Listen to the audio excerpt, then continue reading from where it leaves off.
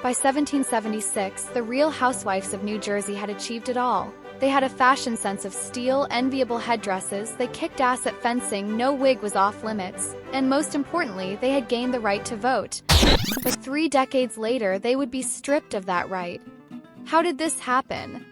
And could suffrage ever be limited again within our lifetime? Having a child. Physical commitment to the future. Childless cat ladies. I have met very few people who have fully matured who do not have children. Completely bananas. This is why it matters. This false equivalency between having kids and having the maturity and responsibility to take care of others can be extrapolated to a variety of contexts. So what really is the point of this? What really is the point of stating and beginning to indoctrinate people in the idea that having children makes you responsible enough and able enough to take care of others beyond this primordial hedonistic state of only being able to care about the interests of the self? Well, this could be extended, for instance, to a justification for hiring, or it could be extended to voting rights. If the argument here is that being a parent can be used as evidence, as evidentiary support for the ability to take care of people, which interestingly enough, if you're thinking, hey, wait a minute, this is just fear-mongering, this is completely outrageous, you might be surprised. Bye. Headlines like this. Elon Musk supports eliminating voting rights for people without children. This was the Independent. Elon Musk basically endorsed a post on Twitter, now X, that talked about the idea of taking the right to vote away from people without children and to go as far as giving people with children additional votes for the representation of their kids. So he agreed with a post that claimed democracy is probably unworkable long term without limiting suffrage to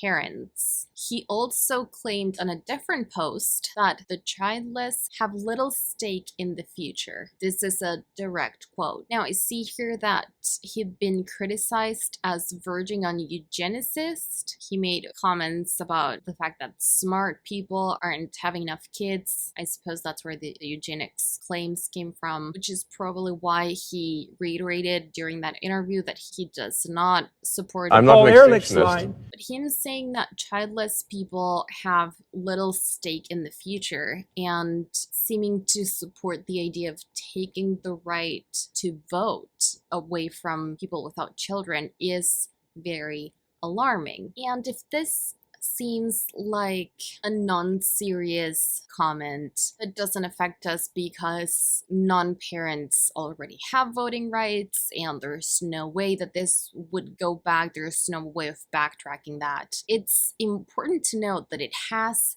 happened in the past. There is a history of voting rights being taken away. We usually only hear about the suffragettes and the voting rights movements, but we don't often hear about the times in history when voting rights have been taken away from groups that already had them. So in 1807, voting rights were taken away from women and free black men in New Jersey. So women had the right to vote from 1776 to 1807 approximately. There were lots of issues, factors, causes, and movements at the time that contributed to women losing the right to vote at this time. But let's explore a few because it's very relevant to both this conversation and the current times we're living in. Among the various factors that contributed to a specific group, in this case it wasn't non-parents, it was women losing the right to vote. One of them was the rise of partisan politics in the States. So this is from the American Revolution Museum website. It states that the 1790s saw the emergence of the first political parties in the States, the Federalists and the Democratic Republicans, and parties were not yet accepted as having a a legitimate role in American politics. And so many at the time feared that partisan rivalries would destroy the new nation. Some of the things that were happening at the time that contributed to this: partisan distrust, editorial wars in the media, accusations of voter fraud. Does this sound familiar? So all of this ignited controversies around presidential elections, and it started to sow distrust and resentment and frustration, particularly after the 1800 presidential election in which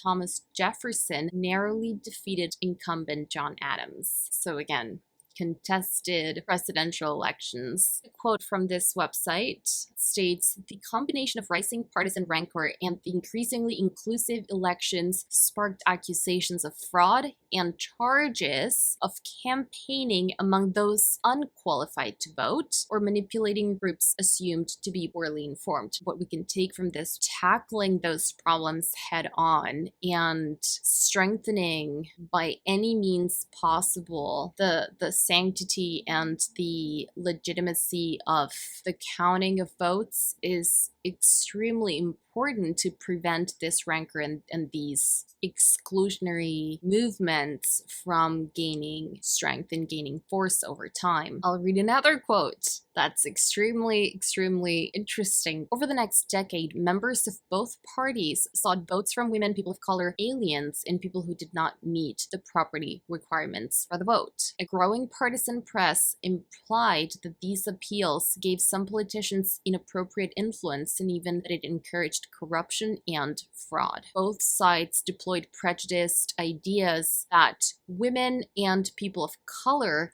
were easily manipulated or controlled to cast the other party as illegitimate. One editorial, for instance, suggested that women's votes gave the handsome Federalist Alexander Hamilton an unfair advantage over his opponents, while another asserted a candidate effectively voted multiple times by bringing all the women in his household eligible to vote to the polling place. There were multiple accusations of voter suppression and voter intimidation as well, and all of this culminated in a backlash against women. So the American Revolution Museum website also contends that women's loss of the vote in New Jersey was the consequence of a larger backlash against women's political gains that were taking place at the time. The website states, quote, "As women became increasingly politicized, both with the new rights language and by their growing recruitment as voters by political candidates, some began to see them as a threat to male authority, social and political stability, the gender status quo, and possibly the legitimacy of the new American experiment. Some believed women's rights advocates, female politicians, and women voters in New Jersey reached a point of influence that, unlike their service in the Revolutionary War, was no longer for the good of the nation. Rather, these women were seen to pose a fundamental threat to the political order." And along came satire and satirizing of women voters in the press, political cartoons, and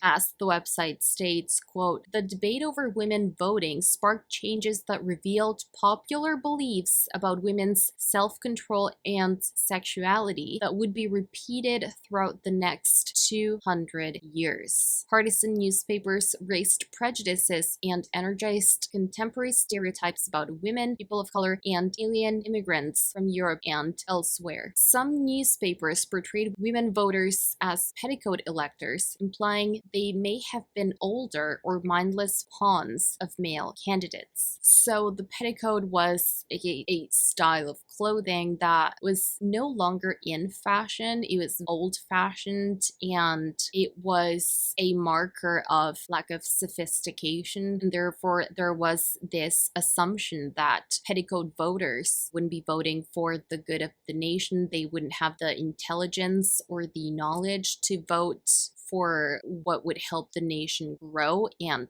prosper. And then there's the other assumption associated with that, which is that they would be easily manipulated because they're not intelligent enough, they're not educated enough, and they're uneducated voters that can be easily manipulated by politicians. So women were increasingly being described and demonized in newspapers as either mindless pawns or extremely dangerous. So other newspapers would describe women voters as, quote, Wollstonecraftians, after British feminist thinker Mary Wollstonecraft, suggesting their radicalism and potential to bring revolutionary Europe to America. These satirical depictions, branding women voters dangerous, stoked fears that women in New Jersey had the ability to tip the scales of partisan power. So what's really interesting about all this is that it didn't take a lot of research or argumentation. It didn't take a very educated or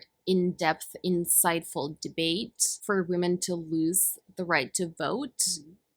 And equally, it didn't take some sort of big event to spark or trigger this change.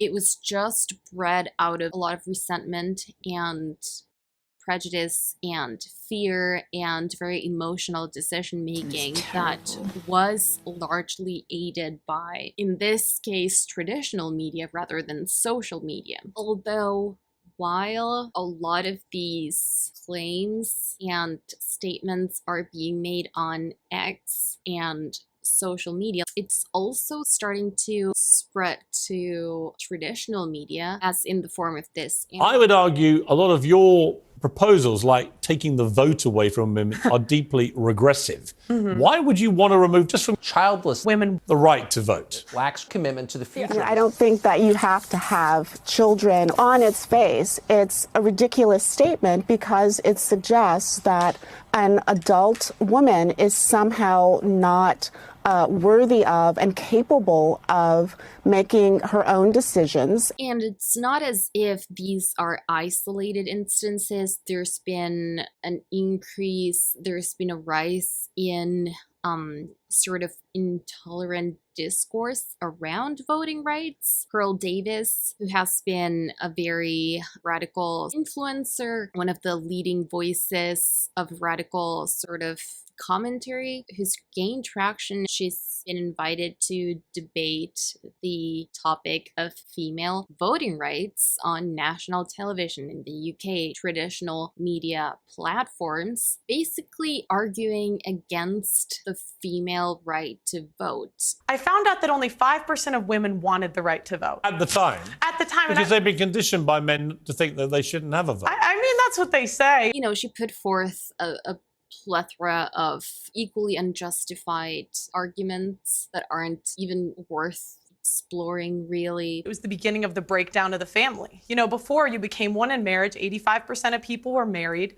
And, you know, I hate to say it, but they were right. What has happened 100 years later? What I do find noteworthy in all of this is the fact that this is even a conversation. The fact that these ideas are being promoted. I'm not sure who or what is behind the promotion of these ideas, but they are slowly but consistently entering our public discourse. So what can we learn from this conversation? One of the things is the legitimacy of the counting of votes is extremely important to prevent exclusionary movements from gaining force over time. On a higher level, this is concerning because of the implications that it has and the danger of having a scarcity mindset, because the concern with other people having the right to vote and the intolerance of